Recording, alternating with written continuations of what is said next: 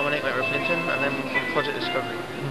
Well, Project Discovery is a group or an organisation which was designed for learning, but not more of in a classroom, but more on a practical scale. Well, what we see here is a hovercraft which we've built completely from scratch from recycled and reused materials.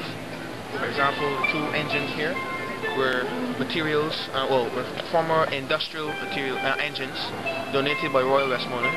This engine here was once a flogging machine, which we cut off.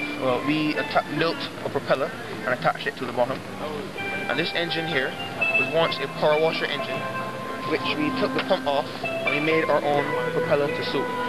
The two ducts were made from plastic garbage cans, the rudders from PVC pipe and off clips of plywood. The skirt, which is an impregnated canvas, which is PVC on the inside, covered by two sheets of canvas, which acts as our skirt. And the inside of our base, we filled the inside of our base with plastic PET bottles with the covers on to add extra buoyancy in case of water leaks in. What we have is basically a simple setup. This fogging machine, when I start it up, this provides the lift, and the pressure builds up underneath, and the skirt, which traps the air underneath, the pressure then builds up and it rises off the ground.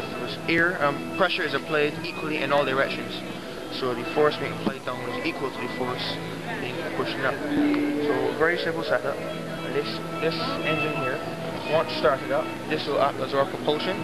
Then we will have our steering system here. Other features that have been added is fiberglass to the underside. Strong fiberglass in case of any engine failure, that it doesn't damage the wood on the underside. Yes. Right now it's still a prototype. It's still in the process of developing it. At a later date we're going to add a seat and a joystick to operate the rudder.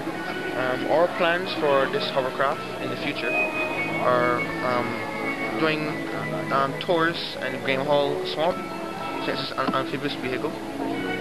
And at a later date we're planning on making 2-seater and 4-seaters to do tours around the island, and also for other schools to get incorporated with Project Discovery and make a bunch of different hovercrafts to do hovercraft racing. For more details, also we would like to set up a Caribbean island hopping hovercraft tours. Because in England, off the coast of Portsmouth, there's an island called Isle of Wight, and the football team, the Portsmouth football team, used to cross along the body of water there on ferry, which took about an hour.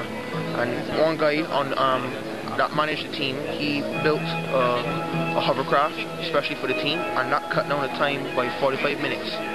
So 15 minutes, from an hour to 15 minutes is pretty big gap of time.